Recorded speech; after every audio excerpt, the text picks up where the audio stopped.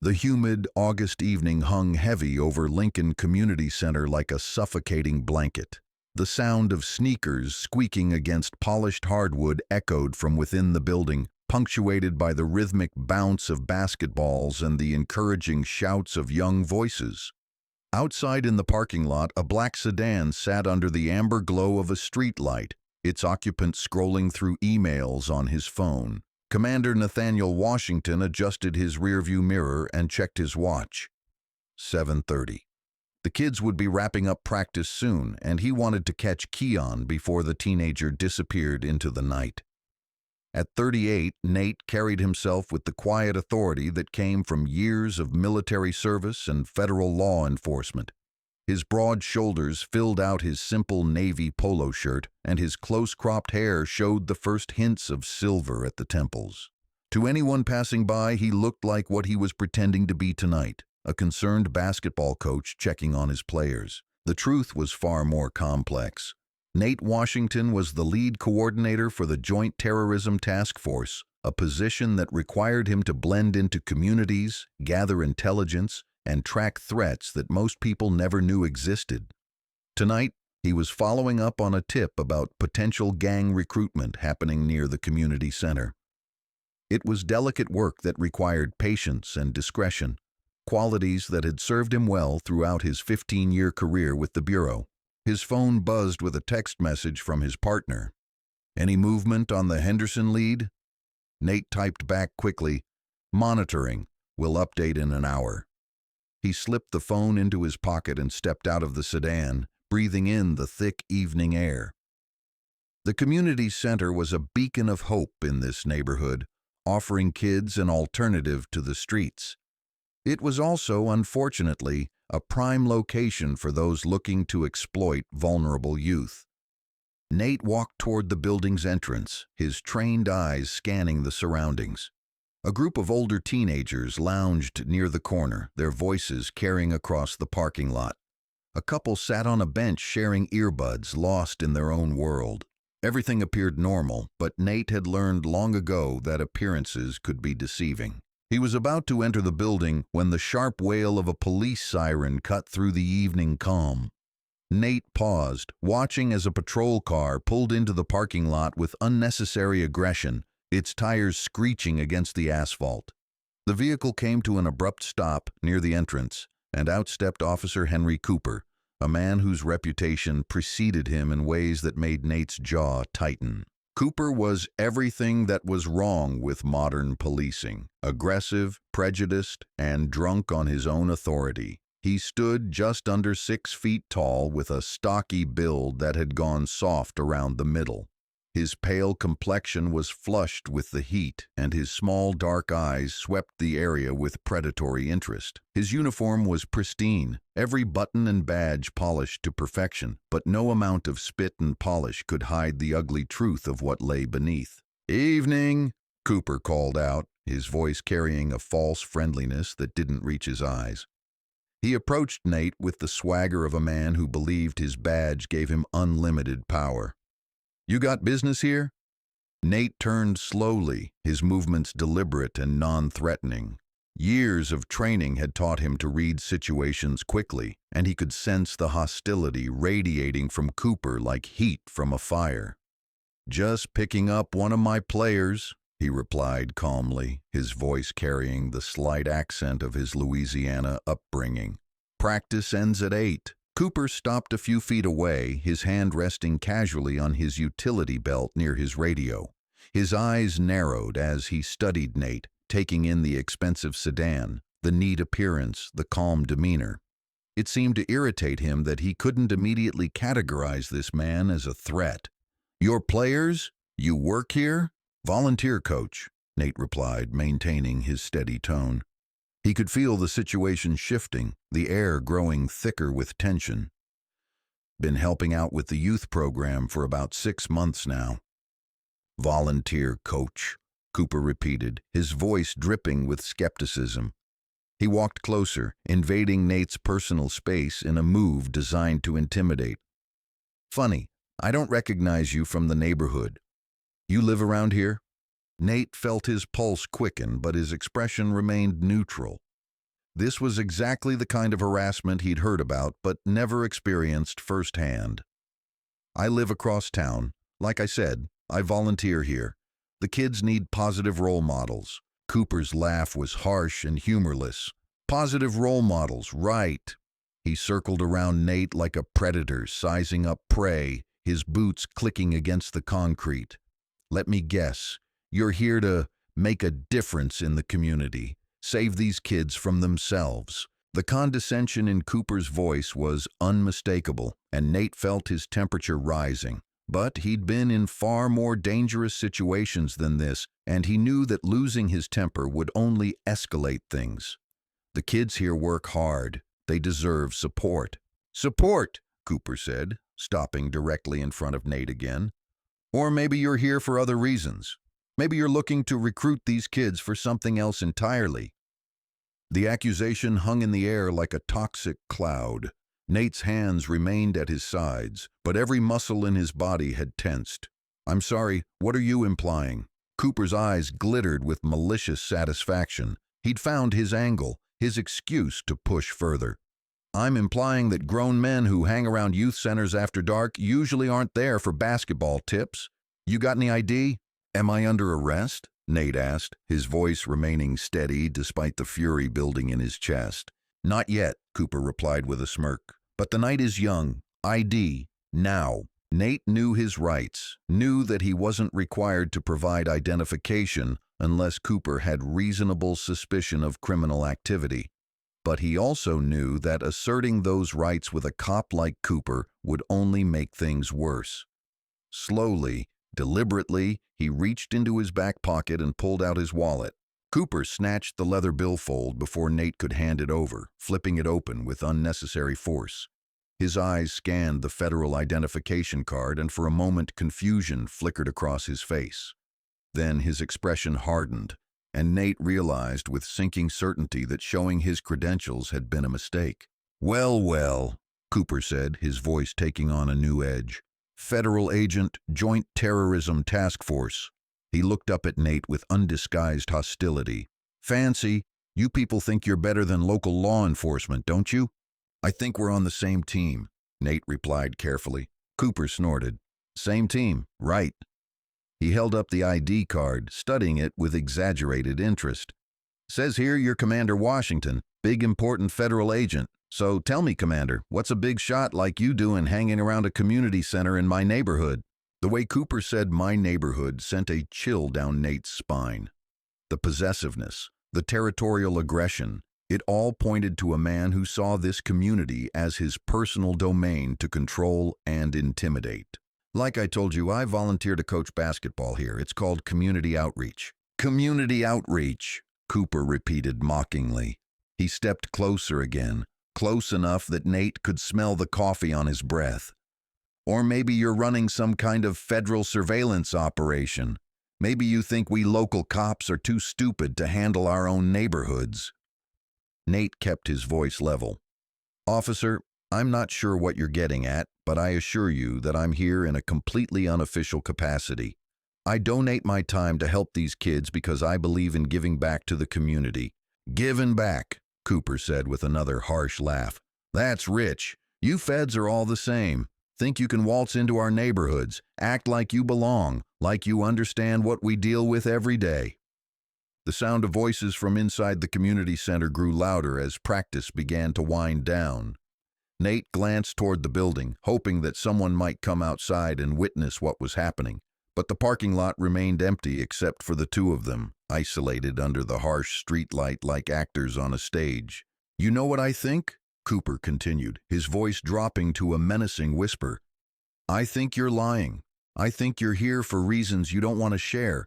Maybe you're meeting someone. Maybe you're involved in something you shouldn't be. Officer Cooper, Nate said, recognizing the name from the badge. I've cooperated with your questions. I've shown you my identification. I've explained why I'm here. What exactly is the problem?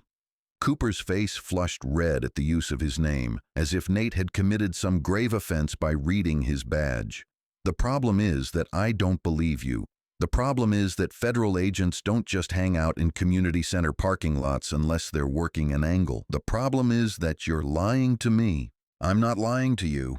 Don't you raise your voice at me, Cooper barked, even though Nate had spoken in the same calm tone he'd maintained throughout the encounter. The accusation was so absurd that for a moment Nate was speechless. He hadn't raised his voice, hadn't made any aggressive moves, hadn't done anything except answer questions politely.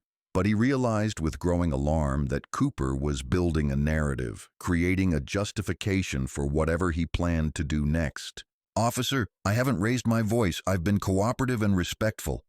"Cooperative?" Cooper's laugh was ugly now, filled with genuine malice. "You call lying to a police officer cooperative? You call running federal operations in my jurisdiction without notification cooperative? I'm not running any operations. I'm here as a private citizen, volunteering my time."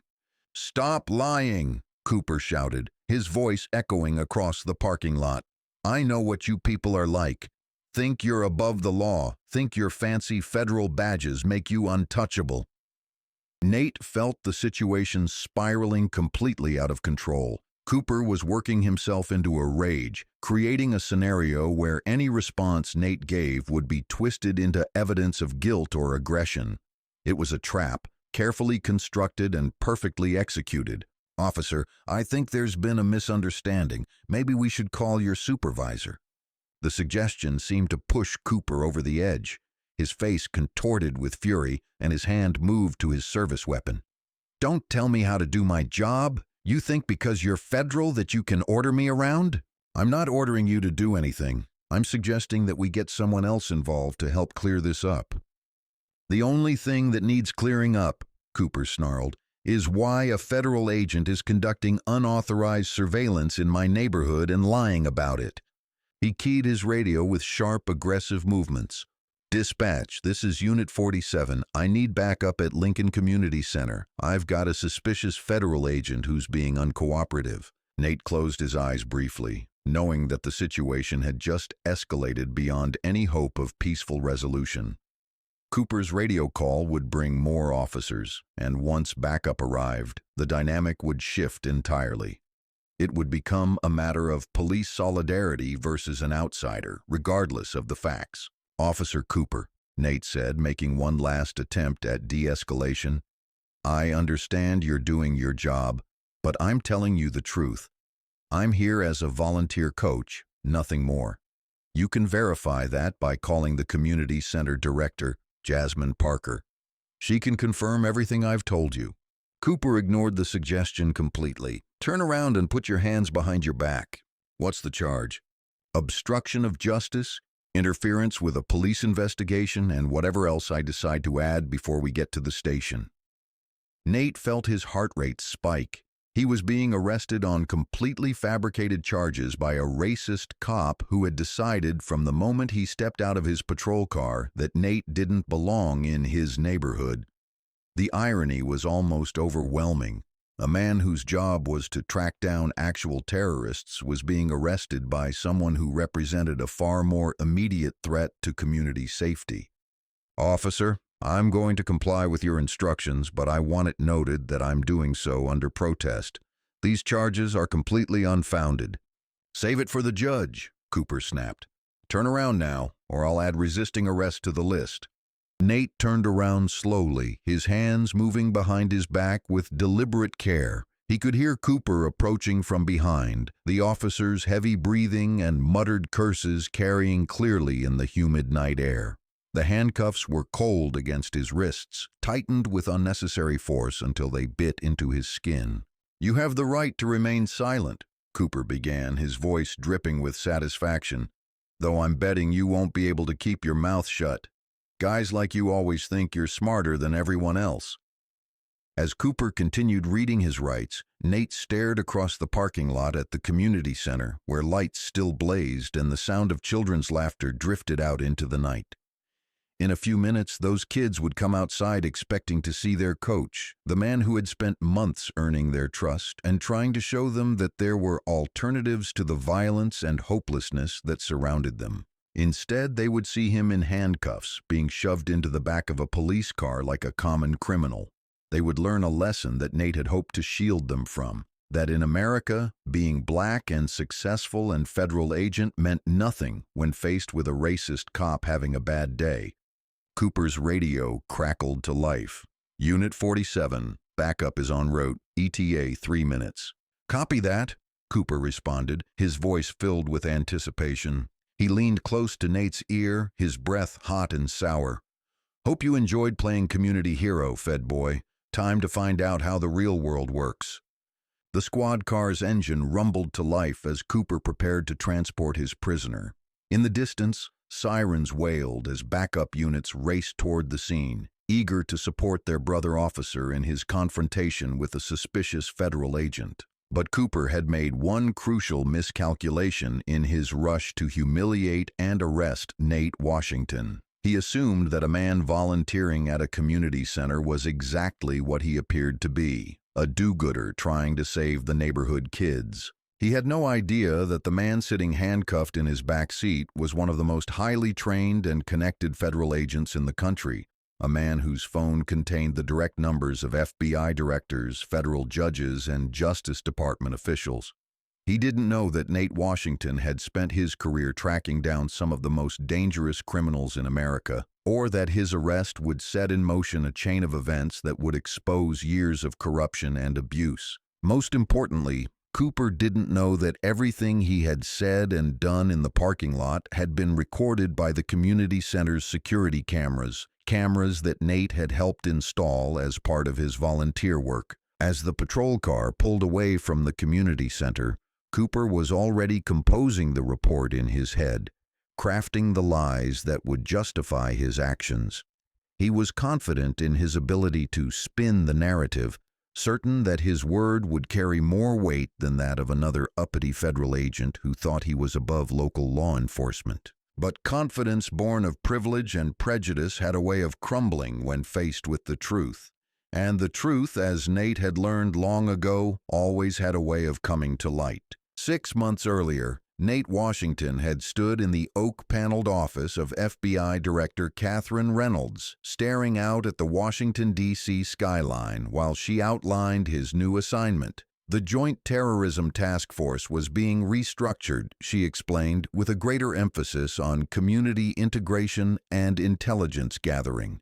Traditional methods of tracking threats were becoming obsolete in an age where recruitment happened through social media and radicalization could occur in suburban bedrooms as easily as in foreign training camps. "We need agents who can blend in," Director Reynolds had said, her steel-gray hair catching the afternoon sunlight that streamed through the windows.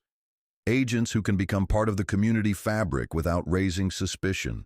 Your background makes you perfect for this kind of work." Nate had nodded, understanding the subtext.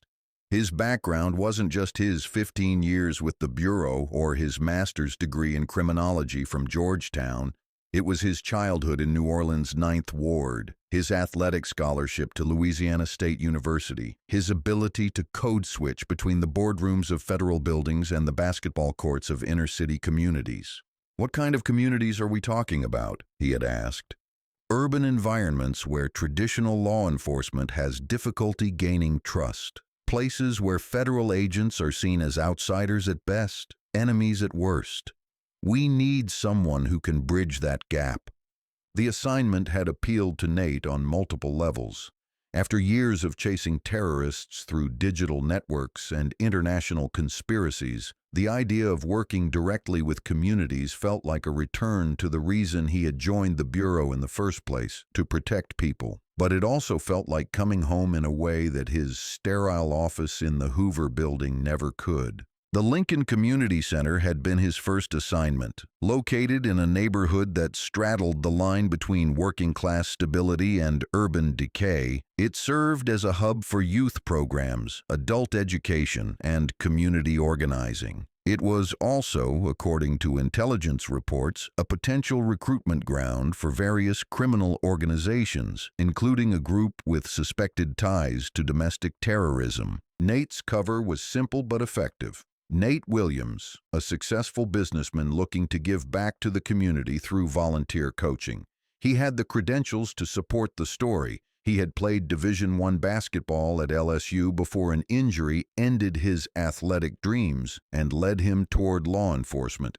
His fictional business background was supported by carefully constructed records and a backstory that would hold up under casual scrutiny. The community center's director, Jasmine Parker, was a 40-something woman whose skepticism had been evident from their first meeting.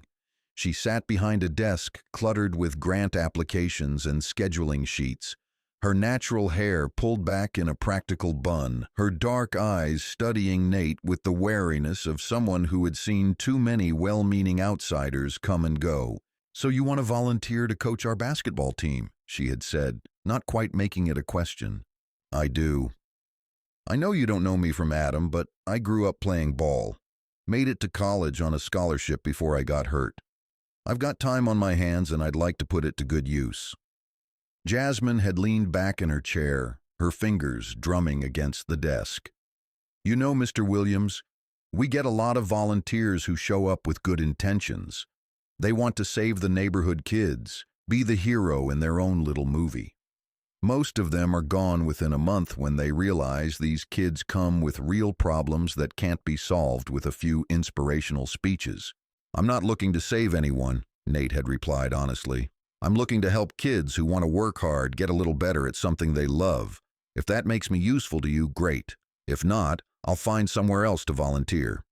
Something in his tone must have convinced her, because after a long moment, Jasmine had smiled. "Practice is Tuesday and Thursday at 6, Saturday at 10. You show up on time, you show up prepared, and you show up consistently. These kids have been let down by enough adults in their lives." That first practice had been a revelation. The gym was smaller than he remembered, the baskets lower, the lines on the court faded from years of squeaking sneakers and bouncing balls. But the energy was infectious. 15 kids ranging in age from 12 to 17, each carrying their own stories of struggle and hope. There was Kayon, a lanky 15-year-old with quick hands and quicker mouth, whose academic struggles masked a sharp intelligence. Terrell, 17, and built like a linebacker, who protected younger kids with the fierce loyalty of someone who understood what it meant to be vulnerable. Jasmine's nephew, Marcus, 13 and small for his age, who made up for his lack of size with an obsessive dedication to perfecting his jump shot. The first few weeks had been about establishing trust and routine. Nate learned their names, their positions, their strengths and weaknesses both on and off the court. He learned that Kayon's attitude problems stemmed from a learning disability that made school a daily battle. He discovered that Terrell's protective instincts came from having to raise his younger siblings after their mother's death. He found out that Marcus's dedication to basketball was his way of dealing with his father's deployment overseas. But it was the conversations after practice that gave Nate the intelligence he needed. Standing outside the community center while parents arrived to pick up their kids, he overheard discussions about neighborhood problems, local politics, and the various groups that competed for influence in the area. He learned about the informal networks of information that flowed through barbershops and beauty salons, about the young men who seemed to have money but no visible jobs, about the meetings that happened in empty lots and abandoned buildings. Most importantly, he learned about the growing presence of a group calling itself the Constitutional Patriots, a loose network of individuals who preached armed resistance to federal authority and promoted conspiracy theories about government surveillance and control. Their recruitment efforts were subtle but persistent, targeting young men who felt marginalized by society and offering them a sense of purpose and belonging. The Constitutional Patriots weren't your typical domestic terrorist organization. They didn't wear uniforms or march in parades. Instead, they operated through social media networks and informal gatherings, spreading their message through podcasts and online forums. They were particularly effective at recruiting individuals who had military or law enforcement backgrounds, people who possessed useful skills and institutional knowledge. What made them dangerous wasn't their numbers. Intelligence estimates suggested they had fewer than 200 active members nationwide, but their patience and their strategy. Rather than planning spectacular attacks that would draw federal attention, they focused on building infrastructure and recruiting assets within government agencies. They were playing a long game, preparing for what they believed was an inevitable conflict between patriotic Americans and a tyrannical federal government. Nate's investigation had uncovered connections between the constitutional patriots and several local police officers, including Henry Cooper. Bank records showed Cooper receiving irregular payments from shell companies linked to the organization. Cell phone data revealed he had attended several unofficial meetings at remote locations outside the city. Most damaging of all, intercepted communications suggested that Cooper and others were providing the group with sensitive law enforcement information, including details about federal investigations and the identities of informants. But building a case against corrupt law enforcement officers required more than just digital evidence. It required testimony from witnesses who were willing to risk their safety to tell the truth. It required documentation of specific acts of misconduct that could be proven in court. Most of all, it required patience and careful planning to ensure that when arrests were made, the entire network could be dismantled simultaneously. That was why Nate had been parked outside the community center that evening, waiting for Keon. The teenager had mentioned seeing some of his older friends meeting with men who talked tough about the government, and Nate hoped to identify some of the recruiters who were targeting vulnerable youth in the area. It was routine surveillance, the kind of low-level intelligence gathering that formed the backbone of successful counterterrorism operations. He never expected to find himself being arrested by one of the very people he was investigating. As Cooper's patrol car wound through the darkened streets toward the police station, Nate reflected on the cruel irony of his situation. He had spent months building relationships in the community, earning the trust of kids who had every reason to be suspicious of authority figures. He had shown them that it was possible to work within the system, to create positive change through patience and persistence. Now those same kids would see him in handcuffs, arrested by a racist cop who embodied everything they had been taught to fear about law enforcement. The damage to his credibility would be severe, but the damage to their faith in justice might be irreparable. The police station was a squat brick building that looked like it had been designed by someone who believed that architecture should intimidate rather than inspire.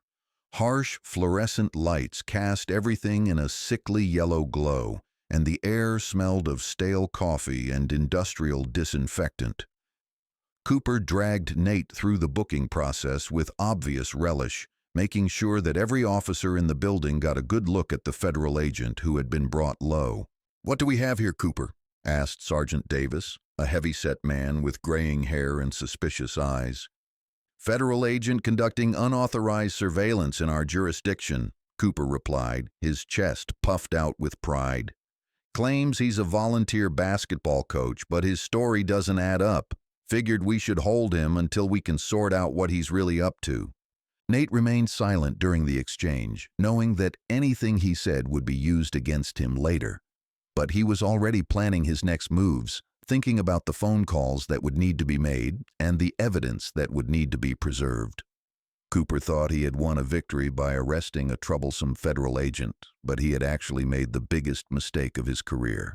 The holding cell was a concrete box with a metal bench and a toilet that looked like it hadn't been cleaned since the Reagan administration. Nate sat down carefully, his hands still sore from the overly tight handcuffs, and tried to process what had just happened.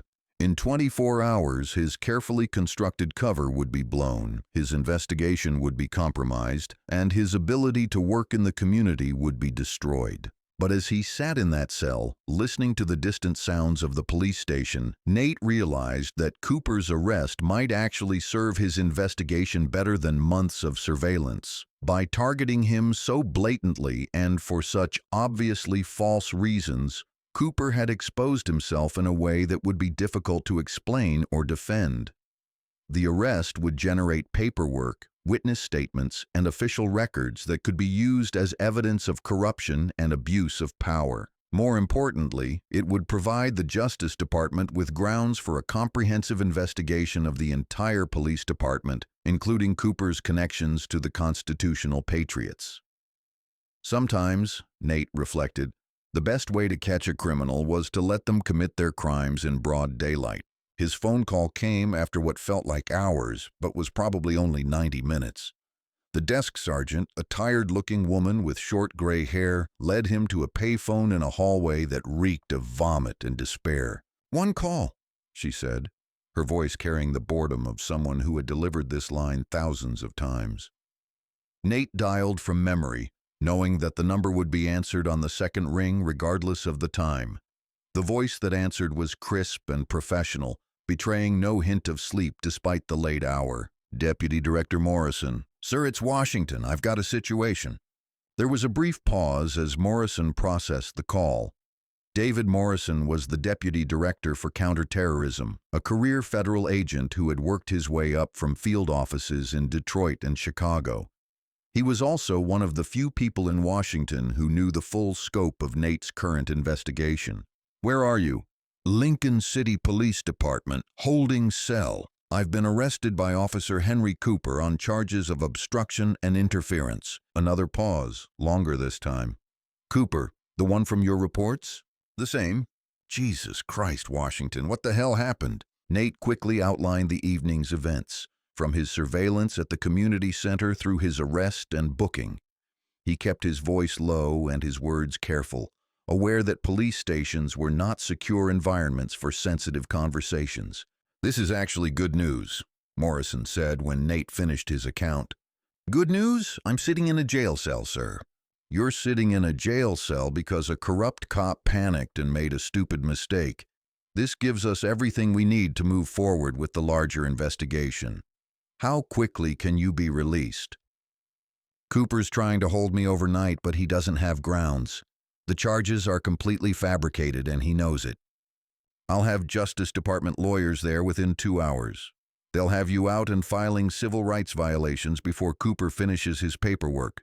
In the meantime, I want you to document everything. Every conversation, every procedure, every violation of protocol. This arrest is going to be the thread we use to unravel the entire conspiracy." The line went dead, leaving Nate alone with his thoughts in the foul-smelling hallway. He walked back to his cell with a sense of anticipation rather than dread. Cooper had played right into their hands, providing the Bureau with exactly the kind of evidence they needed to bring down the entire network. But as Nate settled back onto the metal bench, he couldn't shake the image of Kayon and the other kids at the community center.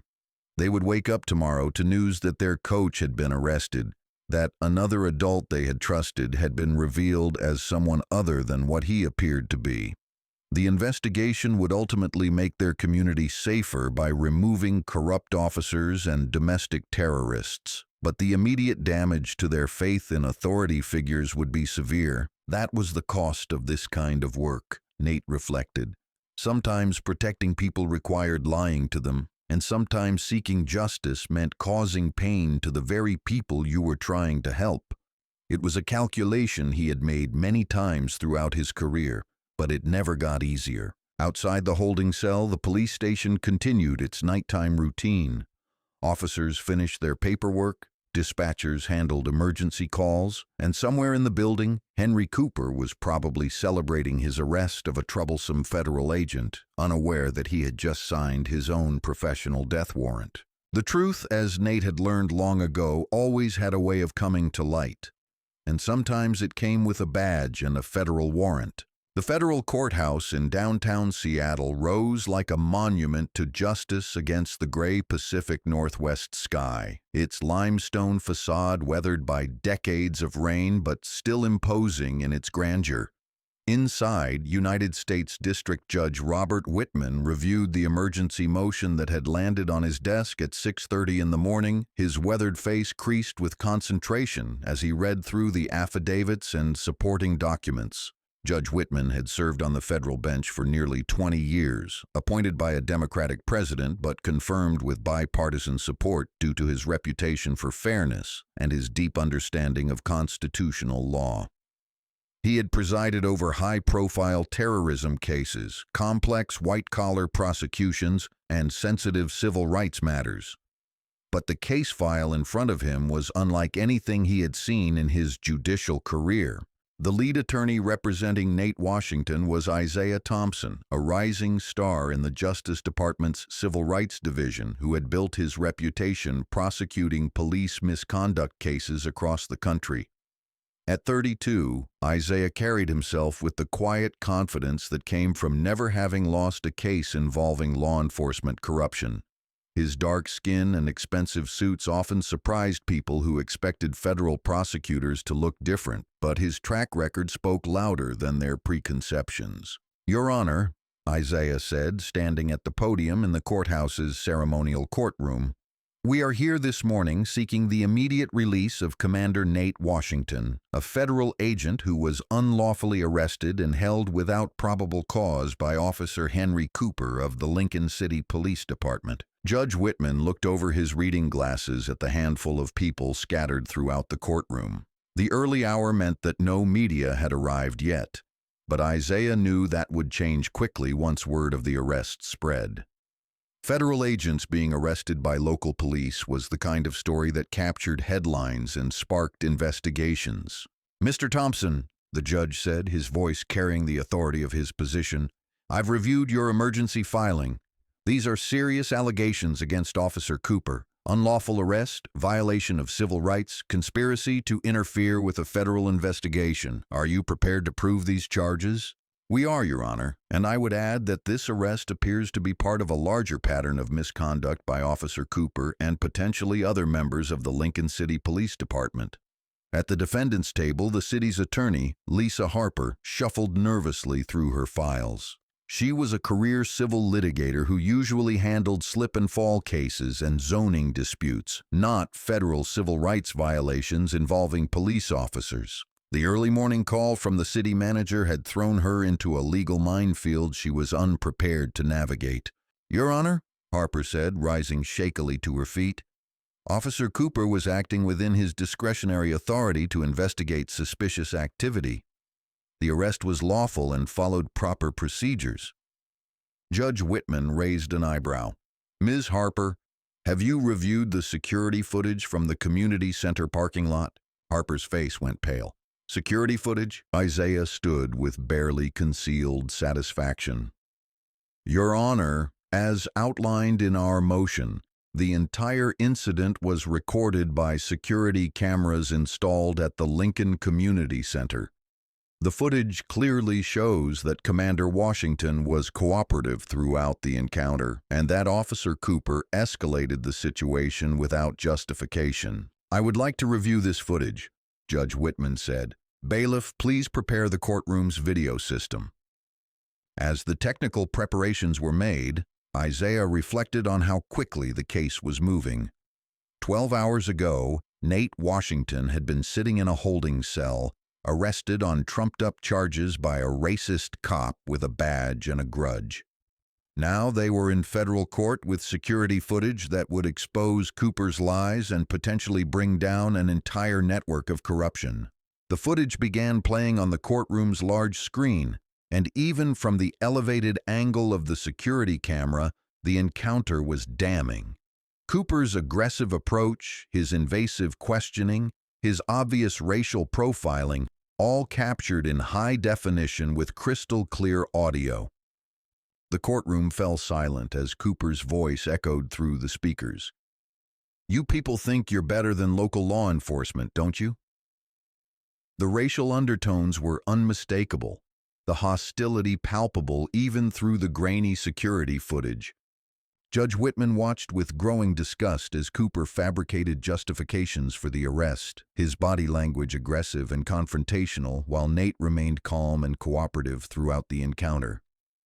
When the footage reached Cooper's radio call, requesting backup for a suspicious federal agent who's being uncooperative, the judge shook his head in disbelief. "Stop the video," Judge Whitman said quietly.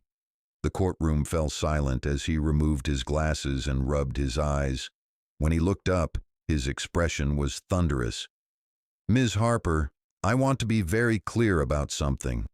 What I just witnessed was not police work. It was harassment, intimidation, and false arrest. If this is how your department trains its officers, then we have a much larger problem than one bad arrest." Harper's voice was barely audible. "Your Honor, the city will need to conduct its own investigation." "The city will do more than conduct an investigation," the judge replied sharply. "Mr. Thompson, I'm granting your motion for immediate release. Furthermore, I'm ordering a temporary restraining order preventing Officer Cooper from any contact with Commander Washington or interference with his official duties. And Ms. Harper, I strongly suggest your city manager place Officer Cooper on administrative leave pending a full investigation." Isaiah felt a surge of satisfaction, but he knew this was just the beginning. "Your Honor, we would also like to request that the court order preservation of all police department records related to Officer Cooper, including personnel files, complaint records, and any communications with external organizations." The request was carefully worded, but Judge Whitman understood its implications immediately. If Cooper was connected to larger networks of corruption, those records would be essential to building a comprehensive case. "Granted. Ms. Harper, your police department will preserve all records related to Officer Cooper and make them available for federal review. Any destruction or alteration of those records will be considered obstruction of justice." As the hearing concluded, Isaiah packed his files with the quiet satisfaction of a job well done. But as he walked out of the courthouse into the Seattle morning drizzle, his phone was already buzzing with messages from Deputy Director Morrison and other federal officials. The arrest of Nate Washington had set in motion a chain of events that would expose corruption at levels they were only beginning to understand. 2 hours later, Nate Washington walked out of the Lincoln City Police Department a free man, but also a very angry one. The overnight stay in a holding cell had given him time to think. And what he was thinking was that Henry Cooper had made the biggest mistake of his life by targeting a federal agent with the resources and connections to fight back. Isaiah was waiting for him in the parking lot, leaning against a black SUV with government plates. "How are you feeling?" "Like I want to burn this whole department to the ground," Nate replied honestly. "That can be arranged," Isaiah said with a slight smile. "But first we need to debrief. Morrison wants a full report, and the Attorney General's office is asking questions." They drove to a secure FBI facility across town, a nondescript office building that housed the Seattle Field Office's counterterrorism unit. The conference room on the 3rd floor had reinforced walls, white noise generators, and no windows, making it perfect for sensitive discussions. Deputy Director Morrison was waiting for them via secure video link, his face filling a wall-mounted screen. Behind him, they could see the familiar oak paneling of his Washington office and the American flag that stood in the corner. "Washington," Morrison said without preamble. "Are you all right?" "I'm fine, sir. Angry but fine." "Good, because we're about to turn that anger into action. The arrest last night has given us everything we need to move forward with the larger investigation. Cooper's connections to the constitutional patriots, the corruption in the police department, the whole network can be exposed now." Morrison's image flickered slightly as the secure connection adjusted.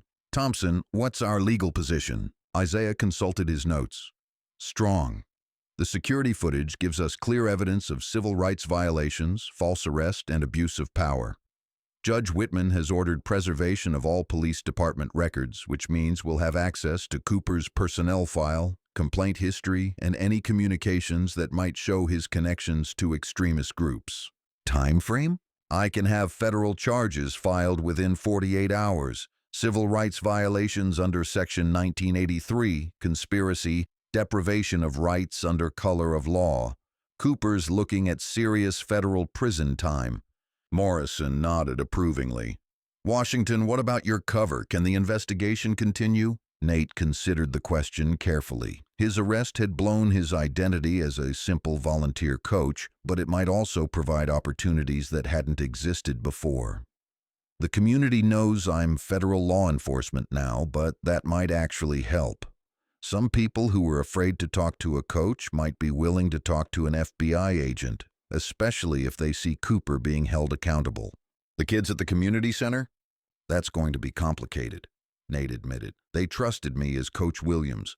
Learning that I'm actually Agent Washington is going to feel like a betrayal to some of them. Morrison's expression softened slightly. I know that's hard, but the larger mission has to take priority.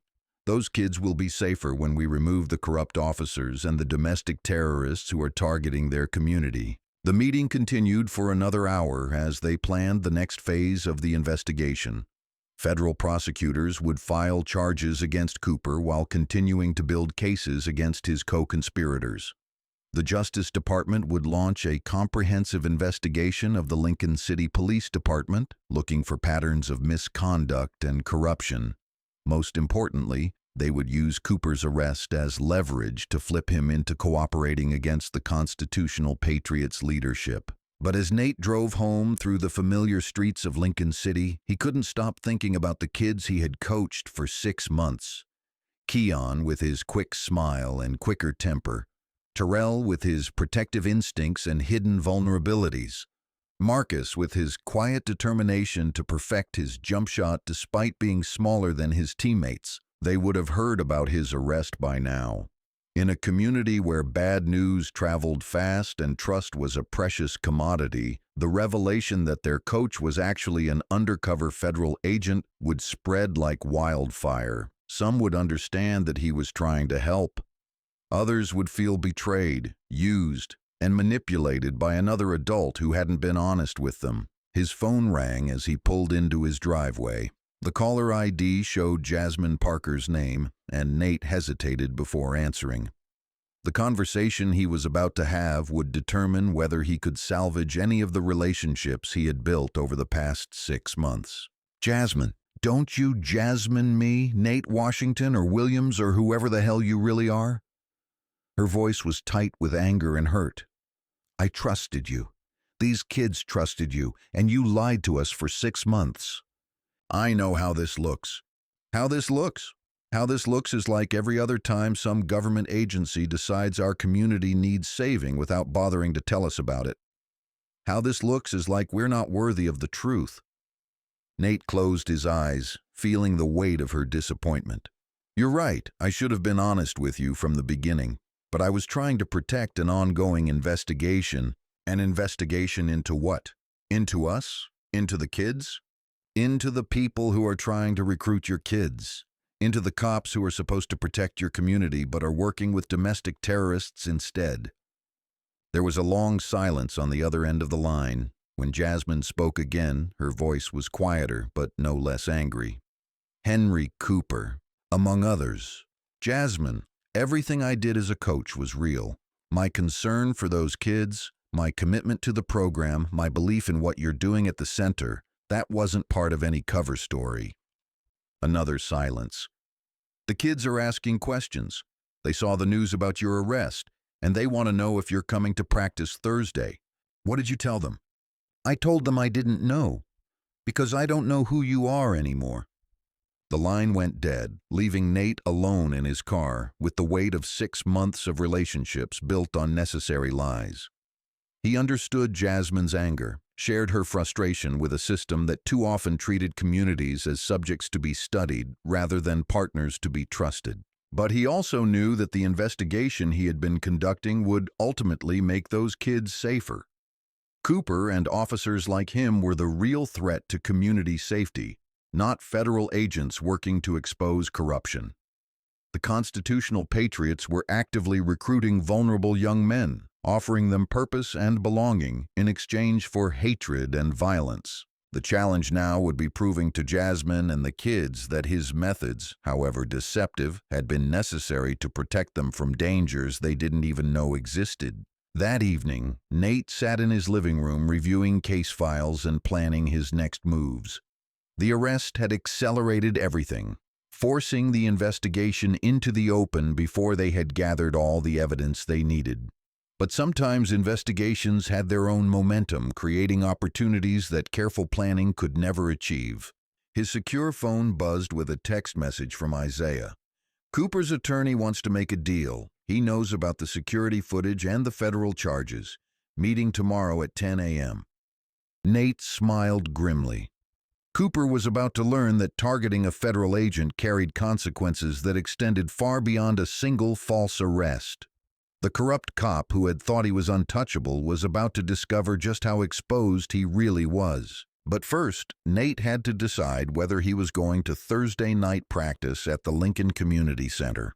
Whether a group of kids who had trusted him as a coach would be willing to listen to him as a federal agent. Whether the truth, however late in coming, could rebuild the bridges that necessary lies had damaged. The investigation was just beginning, but the hardest battles would be fought not in courtrooms or police stations, but in the hearts and minds of the community he had been trying to protect all along. The Lincoln City Police Department's conference room had seen better days. The carpet was stained, the fluorescent lights flickered intermittently, and the air conditioning hadn't worked properly since the Clinton administration. But on this Tuesday morning, it hosted one of the most important meetings in the department's history. Police Captain Greg Adams sat at the head of the scarred wooden table, his face grim as he reviewed the files spread before him. At 55, Adams was a career cop who had worked his way up from patrol officer to captain through 3 decades of mostly honest police work. He had seen corruption before, had dealt with problem officers, but nothing had prepared him for what he was learning about Henry Cooper. Across from him sat FBI agent Suzanne Clare, a slight woman in her early 30s whose quiet demeanor masked a razor-sharp intellect and an encyclopedic knowledge of domestic terrorism networks. She had flown in from Washington, D.C. specifically to handle the Cooper investigation, and the files she had brought painted a picture of corruption that went far beyond a single racist arrest. "Captain Adams," Agent Clare began, her voice professional but carrying an edge of steel, "we need to discuss the extent of Officer Cooper's connections to extremist organizations. What we've discovered goes far beyond the incident involving Commander Washington." Adams rubbed his temples, feeling a headache building behind his eyes. "How bad is it?" Clare opened a thick manila folder and pulled out a series of photographs and documents.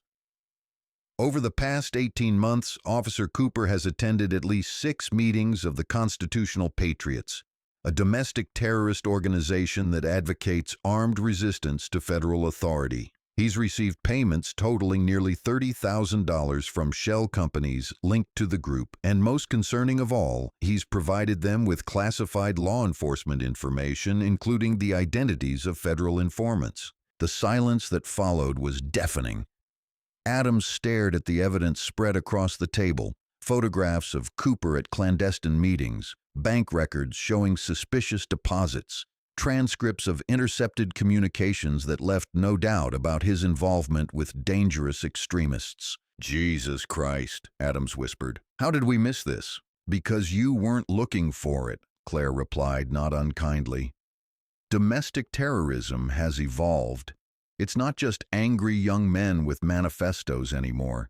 It's organized networks that actively recruit law enforcement officers, military veterans, people with access to weapons and training and classified information." Detective Lisa Harper, who had been silent throughout the meeting, finally spoke up. "What about the other officers? Is Cooper working alone?" Clare consulted another file. "We're investigating at least 3 other officers in your department who have potential connections to the Constitutional Patriots.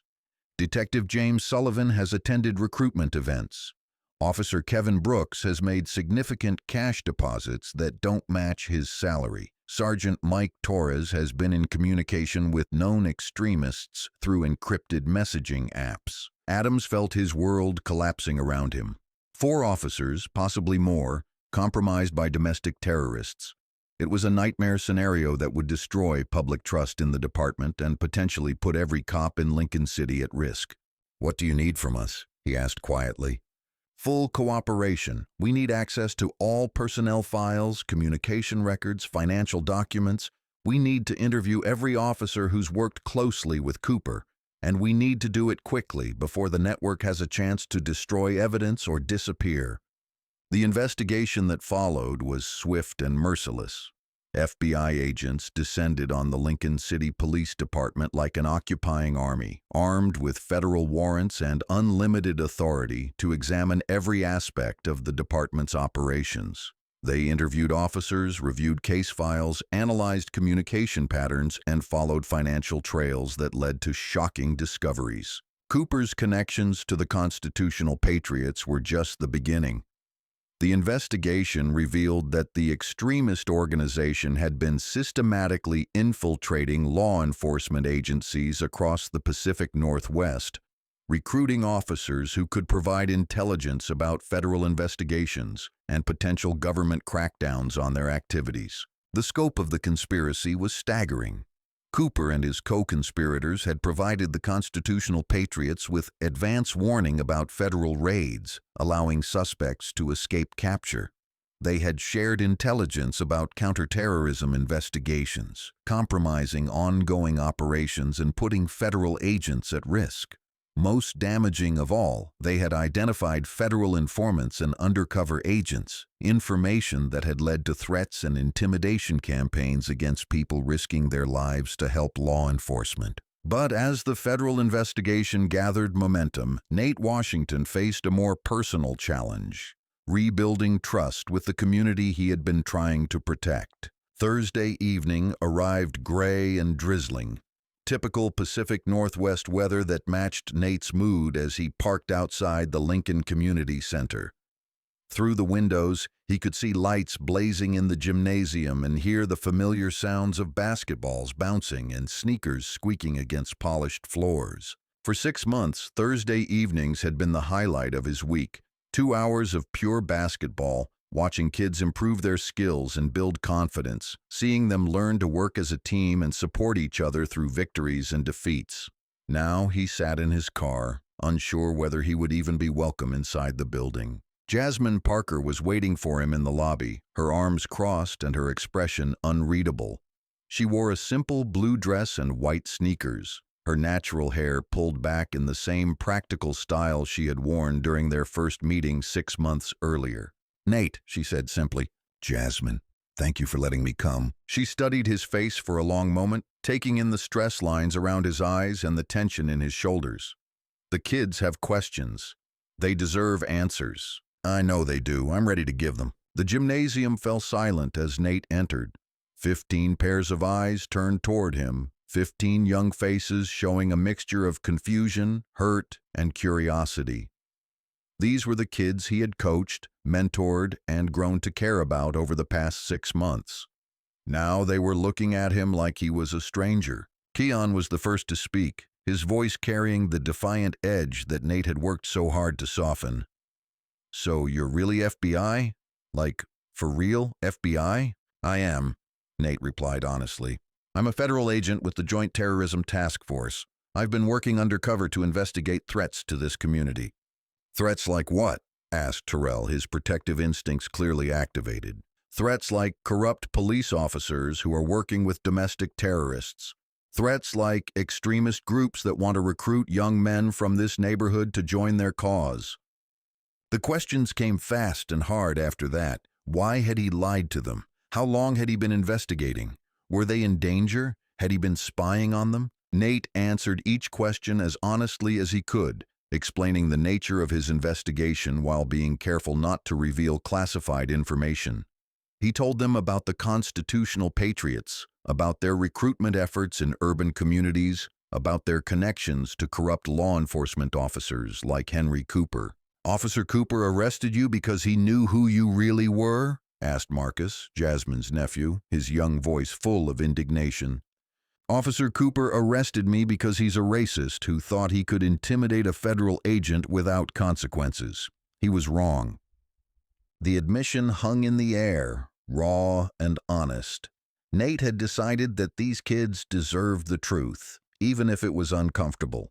They lived in a world where police officers could be threats rather than protectors, where federal agents worked undercover in their communities, where domestic terrorists recruited through social media and online forums. "So what happens now?" asked Keon. "Are you still going to coach us, or are you done pretending to care about basketball?" The question cut deeper than any cross-examination in federal court. Nate looked around the gymnasium at the kids who had trusted him, who had worked hard to improve their skills and build their team chemistry under his guidance. "I was never pretending to care about basketball," he said quietly. "I was never pretending to care about any of you. That part was real from the first day I walked in here." Terrell, usually the quiet leader of the group, stepped forward. "But you lied to us. For 6 months, you lied about who you were." "I did, and I'm sorry for that. I'm sorry I couldn't trust you with the truth from the beginning. But I need you to understand something, Terrell. The work I was doing, the investigation I was conducting, it was to protect this community, to protect all of you." "From who?" Jasmine asked, entering the conversation for the first time since they had gathered in the gymnasium. "From people who want to use kids like yours as weapons." "The constitutional patriots aren't just racist extremists, Jasmine. They're recruiters. They target young men in communities like this, men who feel marginalized or angry or forgotten. They offer them purpose, belonging, a chance to fight back against a system that they claim has failed them." The gymnasium was silent as Nate continued, his voice growing stronger and more passionate with each word. "They promise brotherhood and respect, but what they're really offering is hatred and violence. They want to turn your kids into soldiers in a war against their own neighbors, their own country." Marcus raised his hand tentatively, as if they were still in school. "Are they here, in our neighborhood?" "They were," Nate replied. "Some of the older guys who hang around the corner, the ones who always seem to have money but no jobs. They were recruiting for the Patriots, looking for young men who might be interested in their message." Keon's eyes went wide. "You mean like Damon's older brother? The one who was always talking about how the government was out to get black people?" "I can't discuss specific individuals, but yes, that's exactly the kind of recruitment I was investigating." The pieces were falling into place for the kids now. They were beginning to understand why Nate had spent 6 months building relationships, earning trust, learning about their community. He hadn't been spying on them. He had been protecting them from predators they hadn't even known existed. Jasmine stepped forward, her expression softening slightly. "The kids you were investigating, the ones who might have been recruited, what happens to them now?" "We try to help them," Nate said honestly. "Some of them are victims as much as they are threats. They were targeted because they felt hopeless, because they needed something to believe in. If we can show them better alternatives, if we can address the underlying problems that made them vulnerable to recruitment, maybe we can save them." The conversation continued for another hour, with questions ranging from the practical, "Will Officer Cooper go to jail?" to the philosophical, "How do we know who to trust?" Nate answered as honestly as he could, acknowledging the complexity of the situation while trying to help the kids understand why his deception had been necessary. As the evening wound down, the kids began drifting away, picked up by parents or walking home in small groups. Nate was left alone in the gymnasium with Jasmine, the silence stretching between them like a bridge neither was sure they could cross. "They're good kids," Jasmine said finally. "They are. They deserve better than having to worry about corrupt cops and domestic terrorists. They deserve honesty, too." "You're right, they do. And from now on, that's what they'll get from me." Jasmine walked to the equipment closet and began putting away basketballs, her movements efficient and practiced. "So what now? Do you keep coaching, or do you disappear back to whatever federal building you came from?" "That depends on whether they'll have me." She turned to face him, studying his expression with the same wariness she had shown during their first meeting. "You hurt them, Nate. They trusted you, and you lied to them. That's not something you can just apologize away. I know. But I'm hoping I can earn their trust back by being completely honest going forward." by showing them that the man who coached them for 6 months is the same man who worked undercover to protect them. And if Cooper and his friends come after you, if they try to retaliate, then they'll learn that targeting a federal agent was the biggest mistake of their lives. Outside the community center, the investigation continued to unfold with devastating precision. Cooper had been arrested on federal charges and was facing decades in prison. The other compromised officers were being systematically exposed and removed from duty. The Constitutional Patriots Network was being dismantled piece by piece, their communications intercepted, their finances frozen, their leaders facing terrorism charges. But the real victory wasn't happening in courtrooms or police stations. It was happening in places like the Lincoln Community Center, where kids who had been targeted for recruitment by domestic terrorists were instead learning to trust again, to believe in the possibility of justice, to understand that not all authority figures were threats to be feared. As Nate locked up the gymnasium that night, he reflected on the strange turns his investigation had taken.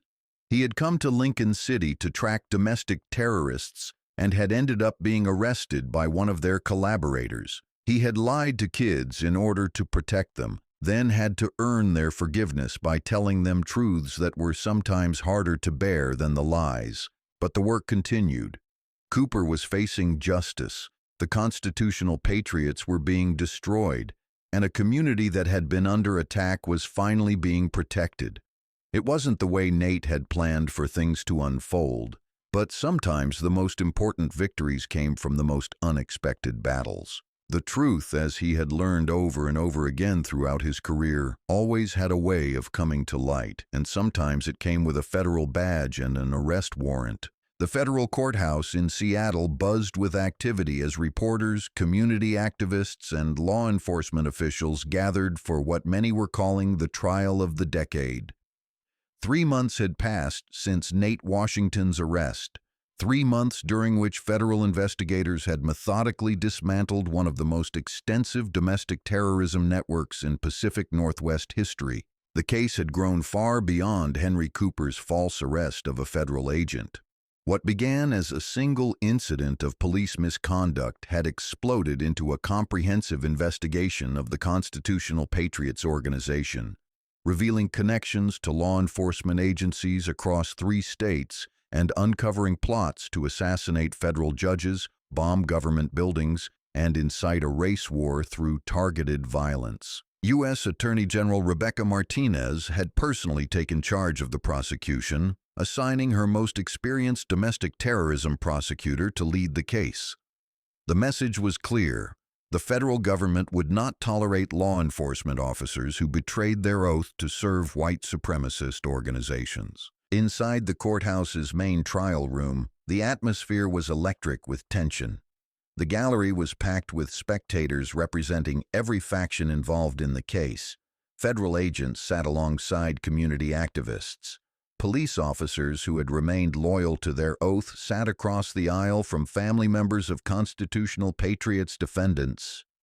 Members of the press filled the back rows, their cameras and notebooks ready to document what promised to be a historic reckoning. At the prosecution table, U.S. Attorney David Kim reviewed his opening statement one final time. At 45, Kim was a veteran prosecutor who had built his reputation taking down organized crime families and terrorist cells. He had never lost a case involving domestic terrorism, and he didn't intend to start now. The defense table was crowded with attorneys representing Cooper and his co-conspirators. Leading the defense was Harrison Blake, a high-profile criminal attorney whose client list included white-collar criminals, corrupt politicians, and the occasional domestic terrorist. Blake's strategy was simple: argue that his clients were patriotic Americans exercising their First Amendment rights, not dangerous extremists plotting violence against their government. Judge Robert Whitman called the court to order, his stern gaze sweeping across the packed courtroom.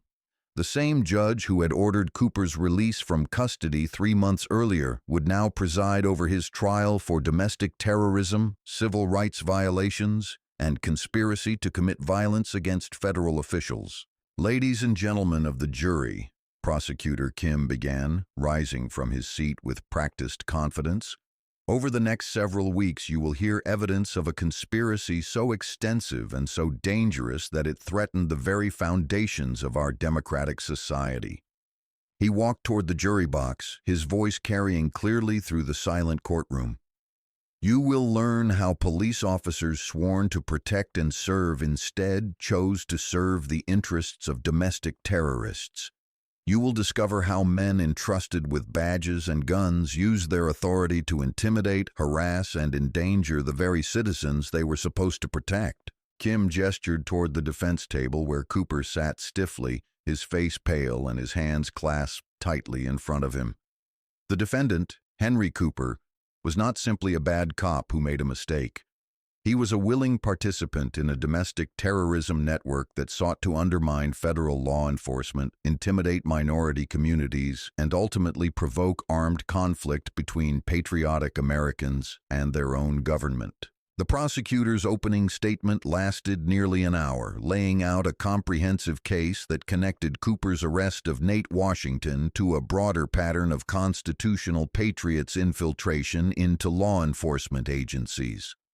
Kim presented evidence of secret meetings, encrypted communications, financial payments to corrupt officers, and detailed plans for future attacks on federal facilities. When defense attorney Blake rose to present his opening statement, he faced an uphill battle. The evidence against his clients was overwhelming, documented through months of federal surveillance and supported by testimony from cooperating witnesses who had agreed to testify in exchange for reduced sentences. Ladies and gentlemen, Blake began, his voice carrying the smooth confidence of a man accustomed to defending the indefensible. My clients are patriots who became concerned about government overreach and federal tyranny. They attended meetings, they expressed their opinions, they exercised their constitutional rights, but they are not terrorists. Blake's strategy was to paint the constitutional patriots as a legitimate political organization whose members had been entrapped by aggressive federal agents. He argued that Cooper's arrest of Washington was a case of mistaken identity and poor judgment, not criminal conspiracy. But as the trial progressed over the following weeks, the prosecution's case proved devastating. Witness after witness testified to the scope and violence of the constitutional patriots' conspiracy. Federal agents described intercepted communications planning attacks on federal buildings. Financial experts traced payments from the organization to corrupt police officers. Former members who had cooperated with the investigation detailed recruitment efforts, training exercises, and preparations for what they called the coming war. The most damaging testimony came from Detective James Sullivan, one of Cooper's co-conspirators who had agreed to cooperate in exchange for a reduced sentence. Sullivan described years of collaboration between constitutional patriots members and corrupt law enforcement officers, including the sharing of classified intelligence, advance warnings about federal raids, and active harassment of federal agents and minority community members. Cooper told me that federal agents were the enemy, Sullivan testified, his voice barely audible as he avoided eye contact with his former colleague. He said that guys like Washington thought they were better than local cops and that it was our job to show them they weren't welcome in our neighborhoods. The prosecution also presented the security footage from the Lincoln Community Center, the same video that had secured Nate's release from custody 3 months earlier. Watching Cooper's aggressive confrontation with a calm and cooperative federal agent, the jury could see clearly how racial animosity and extremist ideology had driven the officer's actions. But perhaps the most compelling witness was Nate Washington himself. When the federal agent took the stand on a gray Tuesday morning, the courtroom was packed beyond capacity. Nate wore a simple black suit and blue tie, his bearing calm and professional as he was sworn in. The month since his arrest had aged him slightly, adding gray to his temples and lines around his eyes, but his voice remained steady as he began his testimony. Commander Washington, Prosecutor Kim began, please tell the jury about your assignment in Lincoln City. Nate spoke clearly and methodically, explaining his role with the Joint Terrorism Task Force and his undercover investigation of constitutional patriots' recruitment efforts in urban communities. He described months of patient intelligence gathering, building relationships with community members who had been targeted by extremist recruiters. The constitutional patriots specifically targeted young African American men in economically disadvantaged communities, Nate testified. They offered them purpose, belonging, and an opportunity to fight back against a system they claimed was oppressive. But what they were really offering was recruitment into a domestic terrorism organization. Kim guided Nate through the events of that August evening, from his surveillance at the community center through his confrontation with Cooper and his eventual arrest.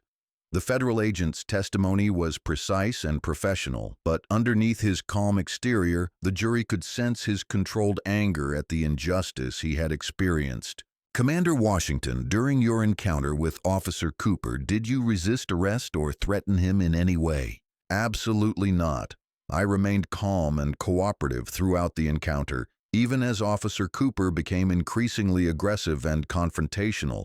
Why didn't you immediately identify yourself as a federal agent? Because doing so would have compromised an ongoing counterterrorism investigation. I was working undercover, and revealing my true identity would have endangered the operation and potentially put informants at risk. Cross-examination by defense attorney Blake was brutal but ineffective. The lawyer tried to suggest that Nate had been conducting unauthorized surveillance of American citizens, that his undercover role was illegal, that he had provoked Cooper's response through suspicious behavior. But Nate's training and experience served him well. He answered each question calmly and precisely, never losing his composure even as Blake's questions became increasingly hostile and accusatory. Isn't it true, Commander Washington, that federal agents like yourself consider local law enforcement to be inferior? No, that's absolutely false. The vast majority of local law enforcement officers are dedicated professionals who serve their communities with honor and integrity. Officer Cooper was an exception, not the rule. But you were investigating local police officers without their knowledge or consent. I was investigating corruption and domestic terrorism wherever it might be found. If that investigation revealed law enforcement officers who had betrayed their oath and joined extremist organizations, then those officers needed to be held accountable. The trial continued for 6 weeks, with testimony from dozens of witnesses and hundreds of pieces of evidence. The prosecution methodically built its case, connecting Cooper's actions to the broader constitutional patriots conspiracy and demonstrating how corrupt law enforcement officers had become active participants in domestic terrorism. The defense fought hard, calling character witnesses for Cooper and arguing that the constitutional patriots were a legitimate political organization whose members had been entrapped by overzealous federal agents. But the evidence was overwhelming, and the jury's sympathies clearly lay with the federal agents and community members who had been targeted by the conspiracy. On a rain-soaked Friday morning in November, after less than 4 hours of deliberation, the jury returned its verdict. "Has the jury reached a verdict?" Judge Whitman asked. The jury foreman, a middle-aged African-American man who worked as an engineer for Boeing, stood slowly. "We have, Your Honor. On the charge of conspiracy to commit domestic terrorism, how do you find the defendant Henry Cooper?" "Guilty, Your Honor." The word echoed through the silent courtroom like a gunshot. Cooper's face went white, and his attorney placed a steadying hand on his shoulder. "On the charge of deprivation of rights under color of law, how do you find the defendant?" "Guilty, Your Honor." "On the charge of conspiracy to interfere with a federal investigation, how do you find the defendant?" "Guilty, Your Honor." The guilty verdicts continued, count after count, until Cooper had been convicted on all 12 charges against him. Similar verdicts followed for his co-conspirators, each guilty verdict representing another victory for justice over corruption and extremism. Judge Whitman scheduled sentencing for the following month, but legal experts predicted that Cooper and his fellow conspirators were facing decades in federal prison. The message to other law enforcement officers who might be tempted to collaborate with domestic terrorism organizations was clear. Betraying your oath would result in the full weight of federal justice. Outside the courthouse, Nate Washington stood in the rain surrounded by reporters, community activists, and law enforcement officials who had supported the investigation. He had prepared a brief statement, but as he looked out at the crowd, he decided to speak from the heart instead. Today's verdicts represent more than just accountability for corrupt police officers, he said, his voice carrying clearly despite the rain. They represent a commitment to the principle that no one, regardless of their position or authority, is above the law. He paused, thinking of the kids at the Lincoln Community Center, of Jasmine Parker and her tireless work to provide alternatives to violence and extremism, of all the community members who had been targeted by the Constitutional Patriots' recruitment efforts. The real victory today belongs to the communities that were targeted by domestic terrorists, to the young people who were recruited by extremists, and to the law enforcement officers who remained faithful to their oath despite pressure from corrupt colleagues.